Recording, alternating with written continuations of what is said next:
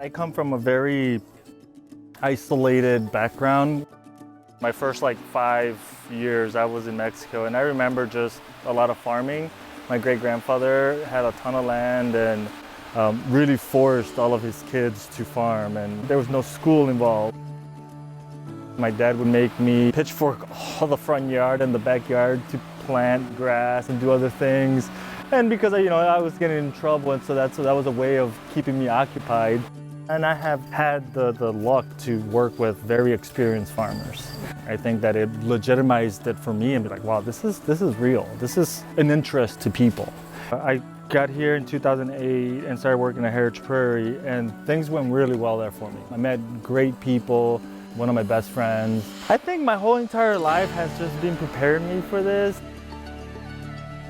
My first year was just me and a 55-year-old man that kept up with me, and I was 22, and I was like, I can't go faster than him. He goes as fast as I go.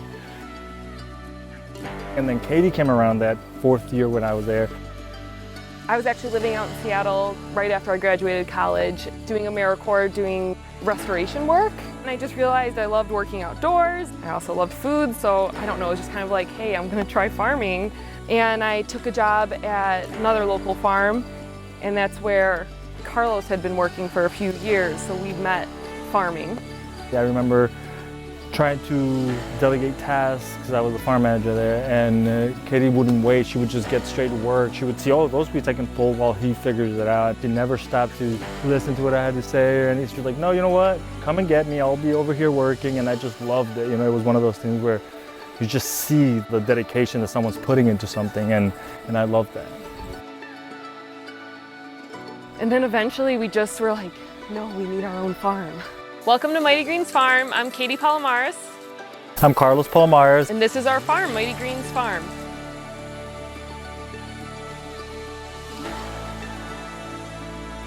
This is the farm that my husband and I started in 2014. We're here every day. We're full-time farmers.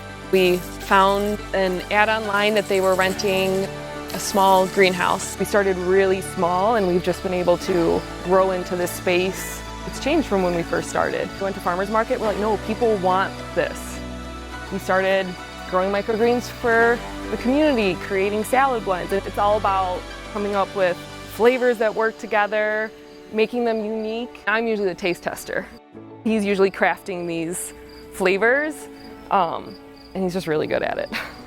But we found out in the moment and went with it. While we're the only full-time people, we do have a lot of people supporting us. High school students that part-time. 2 of our worker shares have been coming one for 5 years, and I don't know, Fran's 4 years, a long time. We discovered that she knew how to prune tomatoes. Some people, it's really hard for them, and she could just do it. And over the years now, it's become this is Fran's thing. She's here every week. Carlos and I have always talked about community and staying hyper local. It's Carlos and I going to the farmers market and talking to people. People get to know us in the farm. We have a drop-off in Arlington Heights, attend the Batavia Farmers Market, and then we just market to local people who come and pick up at the farm on Saturday. There's a little bit of a connection. You see the farm change because we're constantly turning over beds. With all the changes that happened that we had to do with COVID, and we started the online store, it really was the natural transition to just putting items up on the website, and people can custom order. They can do it weekly, so they don't need to commit to a full season. I think in this area, people prefer to be able to choose what they're getting. Connecting people to their food, connecting them to the land it's grown on. We're too disconnected from our food. I don't think everyone needs to farm in order to connect. I think knowing your farmers, even coming and visiting, that's connecting to your food. For us to be doing what we're doing, to show people that it is possible. Farming is such a challenging business.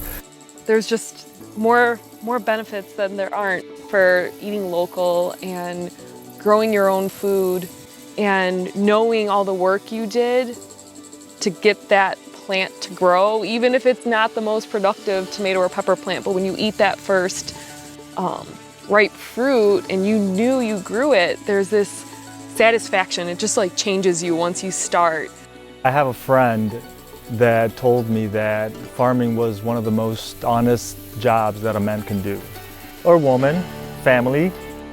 There's no off limits. We aren't hiding anything. We're just a very honest family farm. We don't have nothing to hide. We don't spray with anything. We work as hard as we can. We have heated greenhouses. We've learned how to grow through the winters. We're doing it for you guys. You know, we want to keep doing it, and as much as we can for our community. And I think that's just very important for us and for our family too. My kids love it. They eat all the cherry tomatoes they want. You know, I never get enough of it. I told Henry, this is like a dream come true. Henry's on that ladder right now eating cherry tomatoes. Like, that's priceless. That you know, you just don't see that. It's not a common thing. There's the pepper house over there where they can go and grab pepper. What can be more rewarding than see your kids happy and just free and then living in an environment that you know it's as healthy as it could get. I think it teaches them a lot too about hard work and, you know, dedication. That's just worth all the trouble we've gone through as a farm with, you know, with all the challenges that farm throws at you.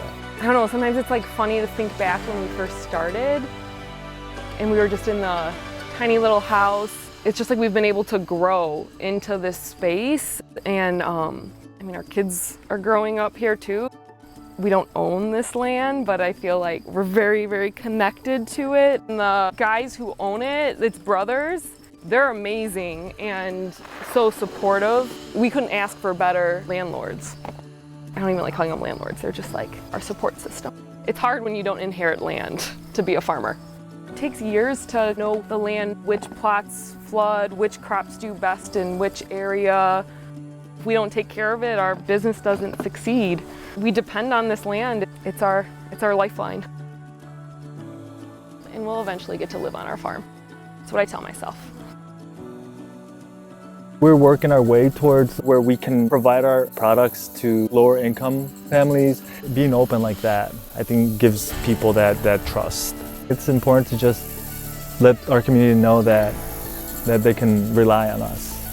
We're really proud of our farm, and you guys are welcome, and anyone is welcome to come and explore our farm. So that goes out there to everyone that wants to experience Mighty Green's farm.